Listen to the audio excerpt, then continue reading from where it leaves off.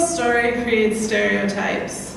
And the problem with stereotypes is not that they are untrue, but that they are incomplete. They make one story become the only story. That's Chimamanda Adichie, who is a badass Nigerian writer and feminist, talking about the single story.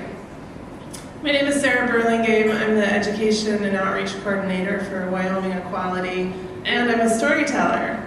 I'm a storyteller in the sincere sense that I carry the spoken and unspoken stories of my family and my community, and I tell them.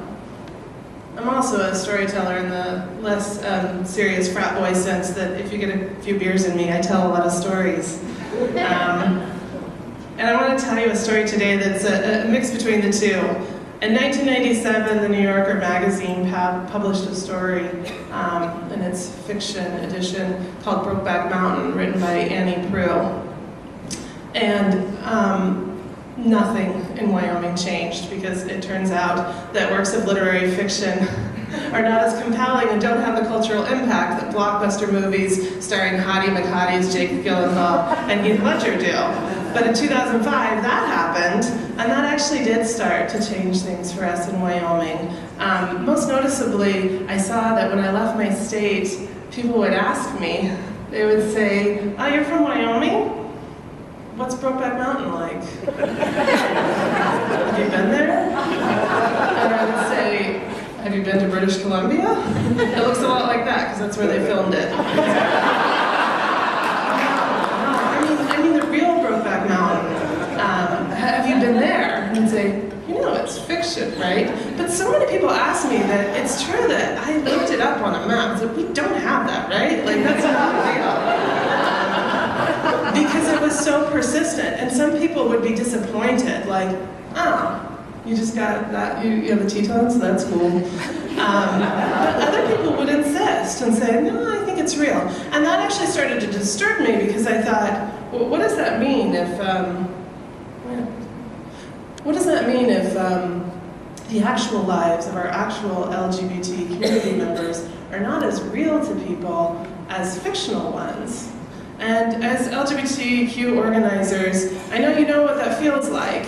And I think we're starting to have this hard conversation in our community about what it looks like if you take the life of a transgender woman of color and you collapse her story into one of a gay white man. It's disrespectful, and there's erasure there, right?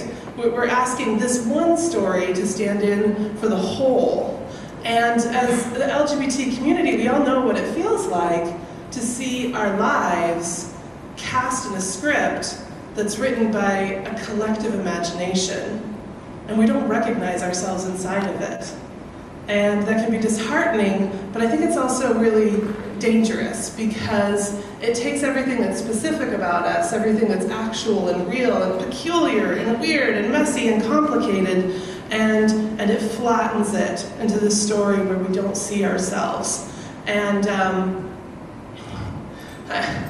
I call this the queer version of my Julia Roberts speech, and I'm sure most of you have a version of it, where, in Notting Hill, she says, "I'm just a girl standing in front of a boy, asking him to love her." But in our version, in the queer version of that, we're standing in front of a Catholic bishop, and we're not asking him to love us, we're asking him to love Trevor O'Brien, who's a young Lakota man who took his life in Gillette, Wyoming, because we need him to see him, not as an amorphous blob, not as a face in the crowd, but we need him to know what Trevor's life was like. We need him to know that he sang like an angel, and he loved cars, and we need him to see him specifically. Or Rihanna Kepler, who you would love, because she is ferocious, and she is an advocate, and she's a teenager. She's a teenager living in Laramie, Wyoming, and she is ferociously brave, and she takes her fight and discrimination in the school districts every day, to the school board, to the streets, to door with a pamphlet in her hands and a petition to sign. And she's real. She's a real person in Wyoming. And I think part of those weird little particularities mean, like, telling you what it looks like. And that's a lot. what my state looks like. I've been talking to folks here all weekend about Wyoming, and things that I don't think are that peculiar, other people do. Like, it came up at lunch that the state of Wyoming, geographically huge, right? We're the 10th largest state in the union. Population-wise, very small. We're the smallest population size. We have 500,000 people. I think we could, that's why I gasp when someone says Equality Florida has 200,000, vendors, like, my God, what would that feel like? That's all of us. We could fit, the population of my state could fit in this hotel. I mean, not very comfortably, but we are very nice people and we would make it work.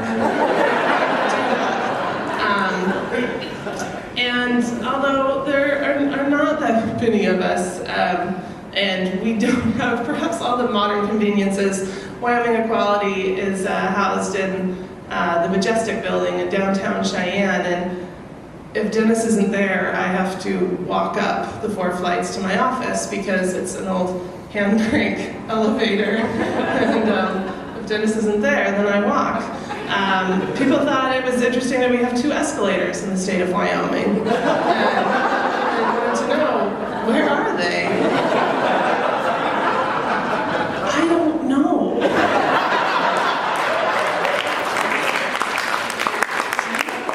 AJ's here from Wyoming. If I saw an escalator in Wyoming, I would throw stones at it. I have no idea what to do with that technology because it doesn't exist.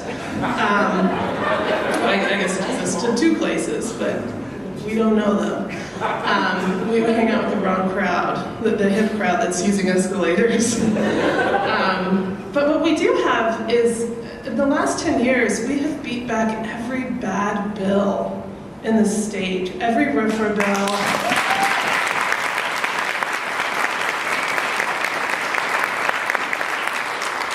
Every so-called marriage protection bill, every bad bill that has come across that floor, despite having an average over the last 10 years of 1, 2, 3, 4, 5, 6 Democratic legislators in the entire legislative body. The Wyoming Equality has 1.25 people, staff, working for them. There's myself and our bookkeeper. Everybody else is a volunteer. And in 10 years, not one of those bills has passed in Wyoming. Is